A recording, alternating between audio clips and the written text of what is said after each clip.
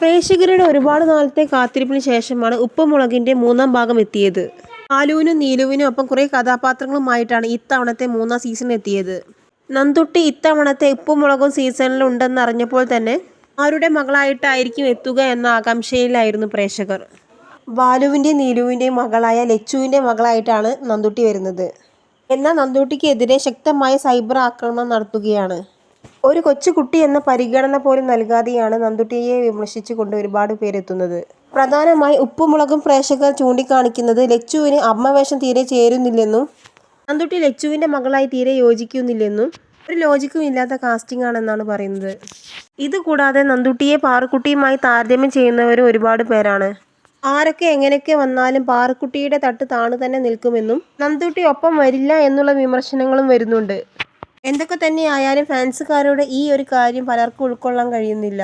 4 വയസ്സുകാരിയായ പെൺകുട്ടിയെ ഇങ്ങനെ വിമർശിക്കേണ്ട ആവശ്യമില്ലെന്നും അവൾ ആദ്യമായിട്ടാണ് ഒരു സീരിയലിൽ അഭിനയിക്കുന്നതെന്നും പതിയെ അത് മാറി നല്ല രീതിയിലുള്ള പ്രകടനം തന്നെ കാഴ്ചവെക്കുമെന്നാണ് പല ആരാധകരും പറയുന്നത്.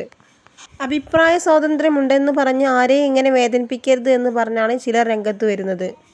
കുട്ടമാമനായി PA ശ്രീകുമാർ റീ എൻട്രി നടത്തിയപ്പോൾ അദ്ദേഹത്തിൻ്റെ ഭാര്യയായി ഗൗരി എന്ന പെൺകുട്ടിയും എത്തി. സോഷ്യൽ മീഡിയ താരമായ ഗൗരി മികച്ച പ്രകടനമാണ് കാഴ്ചവെക്കുന്നത്. ലച്ചുവിനെ പഴയ കോളേജ് കുട്ടിയായി കാണാനാണ് പലരുടെയും ആഗ്രഹം. അതേസമയം മുടിയൻ ഉപ്പുമുളക് സീരിയലിൽ വരാത്തതിൻ്റെ പ്രതിഷേധവും ആരാധകർ കാണിക്കുന്നുണ്ട്. ഒരു എപ്പിസോഡിൽ തനിക്ക് 4 മക്കളാണുള്ളതെന്ന് ബാലു പറഞ്ഞിരുന്നു. അതുകൊണ്ട് മുടിയൻ ഒരിക്കലും ഉപ്പുമുളക് സീരിയലിൽ വരില്ലേ എന്നാണ് പ്രേക്ഷകർ ഒന്നടങ്കം ചോദിക്കുന്നത്.